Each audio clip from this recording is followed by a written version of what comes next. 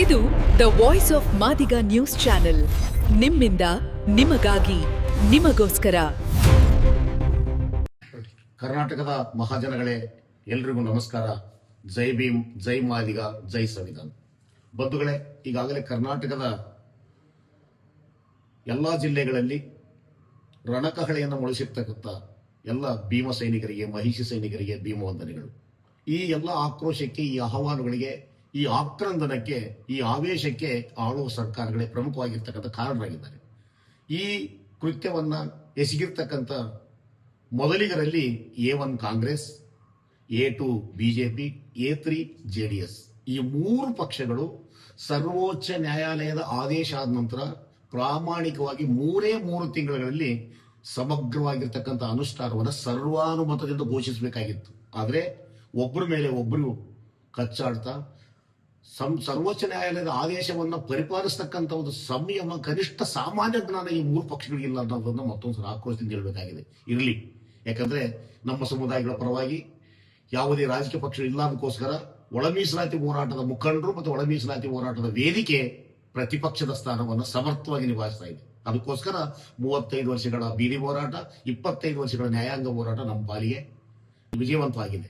ಹಂಗಾಗಿ ಇವತ್ತು ಮತ್ತೊಂದು ಸುತ್ತಿನ ಹೋರಾಟವನ್ನು ನಾವು ಆರಂಭಿಸಬೇಕಾಗಿದೆ. ಅದಕ್ಕೆ ಮತ್ತೊಂದು ಸಾರಿ ನಿಮಗೆ ತೊಂದರೆ ಆಗಬಹುದು. ಇಡೀ ರಾಜ್ಯದಾದ್ಯಂತ ಹೋರಾಟವನ್ನು ಮಾಡಿ ದಣಿದಿದ್ದೀರಾ.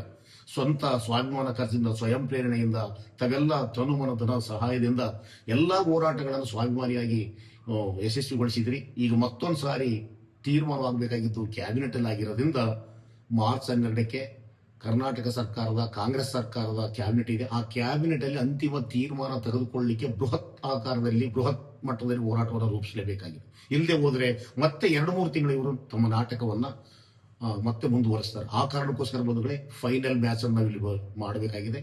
ಅದಕ್ಕೋಸ್ಕರ ಮಾರ್ಚ್ 12ಕ್ಕೆ ಎಲ್ಲಾ ಸಂಘಟನೆಗಳ ಪ್ರಮುಖರು, ಎಲ್ಲಾ ಸಂಘಟನೆಗಳ ಕಾರ್ಯಕರ್ತರು, ಎಲ್ಲಾ ಸಂಘಟನೆಯ ಎಲ್ಲ ಹಿತೈಷಿಗಳು ದಯವಿಟ್ಟು ಈ ಹೋರಾಟಕ್ಕೆ ಪಕ್ಷಾತೀತವಾಗಿ ಬರ್ತಾ ಇದ್ದಾರೆ.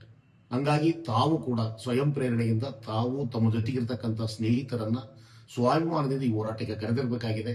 ಮಾರ್ಚ್ 12ಕ್ಕೆ ಒಳ ಮೀಸಲಾತಿಯನ್ನು ಜಾರಿ ಮಾಡುವಲ್ಲಿ ಮೂರು ಪಕ್ಷಗಳು ಮೋಸ ಮಾಡಿದ್ರೆ ಖಂಡಿತ ರಾಜಧಾನಿ ರಣಾಂಗಣವಾಗಬೇಕಾಗಿದೆ. ನಾವು ಯಾವುದೇ ರೀತಿಯ ಹಿಂಸಾತ್ಮಕ ಚಟುವಟಿಕೆಗಳಿಗೆ ಹೋಗಬೇಕಾಗಿಲ್ಲ. ಆದರೆ ಹಿಂಸೆಯನ್ನ ಪ್ರಚೋದಿಸ್ತಕ್ಕಂಥ ಸರ್ಕಾರ ನಮಗೆ ಇವತ್ತು ಸರಿಯಾಗಿರ್ತಕ್ಕಂಥ, ಸಮರ್ಪಕವಾಗಿರ್ತಕ್ಕಂಥ ಮೀಸಲಾತಿ ಇರ್ತಕ್ಕಂಥ ಎಲ್ಲಾ ಕ್ಷೇತ್ರಗಳ ಒಳ ಮೀಸಲಾತಿಯನ್ನ ಸಮರ್ಪಕವಾಗಿ ಜಾರಿ ಮಾಡ್ತೀವಿ, ಇದು ಸಂವಿಧಾನದ ಆಶಯ ಅಂತ ಹೇಳ್ತಕ್ಕಂಥ ಒಂದೇ ವ್ಯಾಖ್ಯವನ್ನು ಕೊಡುವವರೆಗೆ ನಾವು ಇಲ್ಲಿಂದ ಕದಲಬಾರದು. ಆ ಹಿನ್ನೆಲೆಯಲ್ಲಿ ಈಗಾಗಲೇ ರಾಜ್ಯದ ನಡೆದಿರ್ತಕ್ಕಂಥ ಚಳವಳಿಯ ಮುಂದುವರೆದ ಭಾಗವಾಗಿ ಅಂತಿಮವಾಗಿ ನಾವು ರಾಜಧಾನಿಯಲ್ಲಿ ಸೇರಬೇಕಾಗಿದೆ. ಅದಕ್ಕೋಸ್ಕರ ಮಾರ್ಚ್ 12ಕ್ಕೆ ನೀವೆಲ್ಲರೂ ಬನ್ನಿ. ನಾವು ಈಗಾಗಲೇ ಬಂದಿದ್ದೀವಿ, ಎಲ್ಲ ಜಿಲ್ಲೆಗಳಿಗೆ ಸಂದೇಶ ತಲುಪಿದೆ. ದಯವಿಟ್ಟು ಇದು ಅಂತಿಮ ಸಂದೇಶ.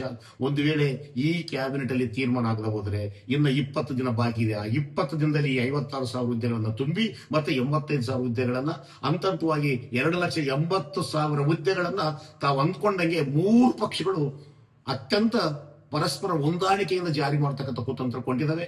ಇತ್ತೀಚೆಗೆ ಬಿಜೆಪಿ ನಿನ್ನೆ ಚಿತ್ರದುರ್ಗದಲ್ಲಿ ಸಮಾವೇಶ ಸೇರೋದ್ರ ಮೂಲಕ ಮೀಸಲಾತಿಗೋಸ್ಕರ ನಾನು ಪಾದಯಾತ್ರೆ ಮಾಡ್ತಾ, ದಯವಿಟ್ಟು ನಾನು ಮತ್ತೆ ಹೇಳ್ತಾ ಇದ್ದೀನಿ, ನಿಮ್ಮ ಪಾದಯಾತ್ರೆಗೆ ಸ್ವಾಗತ. ಆದ್ರೆ ನೀವು ಪಾದಯಾತ್ರೆ ಮಾಡಬೇಕಾಗಿರೋದು ನಿಮ್ಮ ಬಿಜೆಪಿ ಸರ್ಕಾರ ಅಥವಾ ನಿಮ್ಮ ಕೇಂದ್ರ ಸರ್ಕಾರ 17% ಹೆಚ್ಚಾಗಿರ್ತಕ್ಕಂಥ ಈ ಒಂದು ಪರಿಶಿಷ್ಟ ಜಾತಿ ಮತ್ತು ಪರಿಶಿಷ್ಟ ಪಂಗಡದ 7% ಅನುಭವಿಸ್ತಕ್ಕಂಥ, ಅದನ್ನ ನೈನ್ಶೇಡಿಸತಕ್ಕಂಥ ಕೆಲಸವನ್ನ ಕೇಂದ್ರ ಸರ್ಕಾರದಿಂದ ಮಾಡಿಸಿ. ಒಳ ಮೀಸಲಾತಿಯನ್ನು ಜಾರಿ ಮಾಡಬೇಕಾಗಿರ್ತಕ್ಕಂಥ ಕಾಂಗ್ರೆಸ್ ಸರ್ಕಾರವನ್ನ ನಾವು ಪಟ್ಟು ಹಿಡಿದು, ಕತ್ತಿಗೆ ಹಿಡಿದು, ಪಟ್ಟಿ ಹಿಡಿದು ನಾವು ಮಾಡಿಸ್ಕೊಂತೀವಿ. ನೀವೇನು ಇದ್ರ ಬಗ್ಗೆ ಹೆಚ್ಚಿನ ಗಮನ ವಹಿಸಬೇಕಾಗಿಲ್ಲ. ನೀವು ಗಮನ ವಹಿಸಬೇಕಾಗಿದ್ದು 9 ಶೆಡ್ಯೂಲ್ ಸೇರಿಸಿ ಈ ಒಂದು 17% ಮೀಸಲಾತಿಯನ್ನ ಮತ್ತೆ 7% ಮೀಸಲಾತಿಯನ್ನು ಜಾರಿ ಮಾಡ್ತೀರಾ. ನಿಮ್ಮ ಮೋದಿಯವರಿಂದ ಸಾಕು. ನಾವು ಸಿದ್ದರಾಮಯ್ಯ ಸರ್ಕಾರ ನಾವು ಹೇಗೆ ಮಾಡಿಸ್ಬೇಕು ನಾವು ಮಾಡ್ತೀವಿ.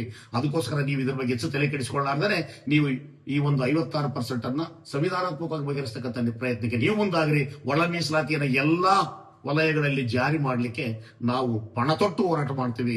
ಅದಕ್ಕೋಸ್ಕರ ಯಾವುದೇ ರೀತಿಯ ರಾಜಕೀಯ ಕಪ್ಪಟ ನಾಟಕಗಳನ್ನ ಜನ ನೋಡಿ ರೋಸಿ ಹೋಗಿದ್ದಾರೆ. ಇನ್ನು ಮುಂದೆ ನಿಮ್ಮ ನಾಟಕಗಳು ನಡೆಯಂಗಿಲ್ಲ. ಮೂರು ಪಕ್ಷಗಳನ್ನ ಅತ್ಯಂತ ಸಮರ್ಥವಾಗಿ ಎದುರಿಸ್ತಕ್ಕಂಥ ದೊಡ್ಡ ಹೋರಾಟಕ್ಕೆ ನಾವು ತಯಾರಾಗಿದ್ದೀವಿ. ಅದಕ್ಕೋಸ್ಕರ ಯಾವುದೇ ವದಂತಿಗಳಿಗೆ ಯಾರು ಕಿವಿ ಕೊಡದೆ ತಮ್ಮ ವ್ಯಕ್ತಿಗತ ಪ್ರತಿಷ್ಠೆಯನ್ನು ಬಿಟ್ಟು ಎಲ್ಲ ಇತಿಮಿತಿಗಳನ್ನು ದಾಟಿ ಸರ್ಕಾರವನ್ನು ತರಾಟೆಗೆ ತೆಗೆದುಕೊಳ್ಳಬೇಕಾಗಿದೆ. ಅದಕ್ಕೋಸ್ಕರ ನೀವನ್ನು ಬನ್ನಿ, ಈ ಹೋರಾಟವನ್ನು ಯಶಸ್ವಿಗೊಳಿಸೋಣ. ಅಂತಿಮವಾಗಿ ಮೀಸಲಾತಿಯನ್ನ ಸಮಗ್ರವಾಗಿ ಯಶಸ್ವಿಯಾಗಿ ಸಂಪೂರ್ಣವಾಗಿ ಜಾರಿ ಮಾಡೋವರೆಗೂ ಬೆಂಗಳೂರು ಬಿಟ್ಟು ಕದಲಾರ್ದಕ್ಕಂತ ಬಹುದೊಡ್ಡ ಹೋರಾಟಕ್ಕೆ ತಾವು ಸಾಕ್ಷಿ ಆಗ್ತೀರಂತ ತಮ್ಮೆಲ್ಲರನ್ನ ಮತ್ತೊಂದ್ಸಾರಿ ಹೋರಾಟದ ಕಾಡಕ್ಕೆ ನಾನು ಆಹ್ವಾನಿಸ್ತಾ ಇದ್ದೀನಿ. ನಮಸ್ಕಾರ. ದ ವಾಯ್ಸ್ ಆಫ್ ಮಾದಿಗ, ನಿಮ್ಮಿಂದ ನಿಮಗಾಗಿ, ಸತ್ಯದ ಪರವಾಗಿ, ಸಮಾನತೆಯ ಹಾದಿಯಲ್ಲಿ.